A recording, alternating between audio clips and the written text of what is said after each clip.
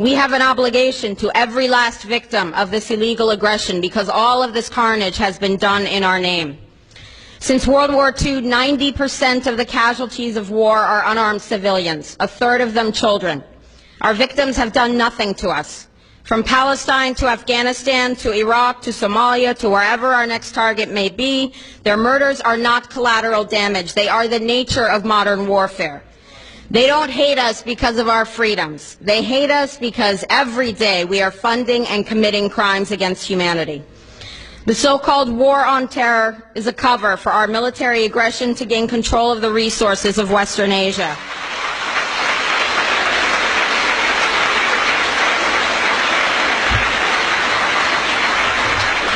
This is sending the poor of this country to kill the poor of those Muslim countries. This is trading blood for oil. This is genocide. And to most of the world, we are the terrorists. In these times, remaining silent on our responsibility to the world and its future is criminal.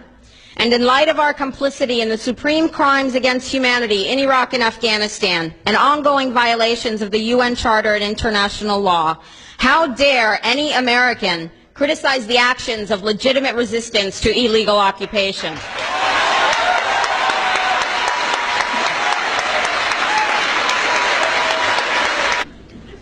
How dare we condemn anyone else's violence? Our so-called enemies in Afghanistan, Iraq, Palestine, our other colonies around the world, and our inner cities here at home are struggling against the oppressive hand of empire, demanding respect for their humanity.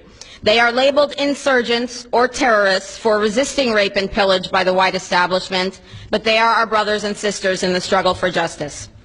The civilians at the other end of our weapons don't have a choice, but American soldiers have choices.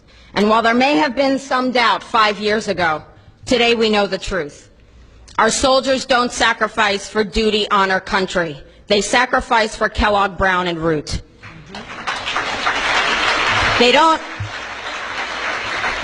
don't fight for America. They fight for their lives and their buddies beside them because we put them in a war zone. They're not defending our freedoms. They're laying the foundation for 14 permanent military bases to defend the freedoms of ExxonMobil and British Petroleum.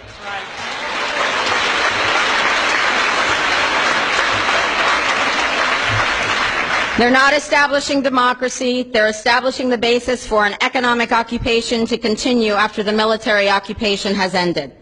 Iraqi society today, thanks to American help, is defined by house raids, death squads, checkpoints, detentions, curfews, blood in the streets, and constant violence. We must dare to speak out in support of the Iraqi people who resist and endure the horrific existence we brought upon them through our bloodthirsty imperial crusade. We must dare to speak out in support of those American war resistors, the real military heroes who uphold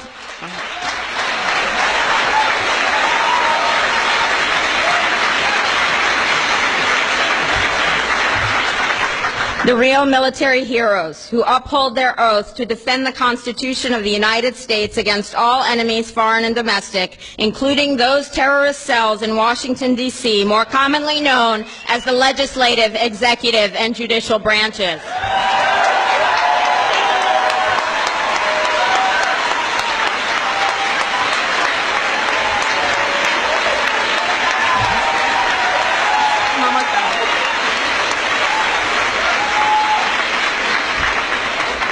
I close with a quote from Frederick Douglass, but if you want more information, please visit my website at liberatethis.com. Frederick Douglass said, "Those who profess to favor freedom and yet depreciate agitation are people who want crops without plowing the ground. They want rain without thunder and lightning.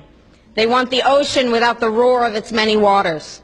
The struggle may be a moral one, or it may be a physical one, or it may be both, but it must be a struggle.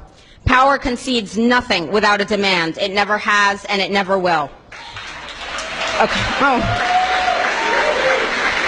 Every one of us must keep demanding, keep fighting, keep thundering, keep plowing, keep speaking, keep struggling until justice is served. No justice, no peace. Thank you very much.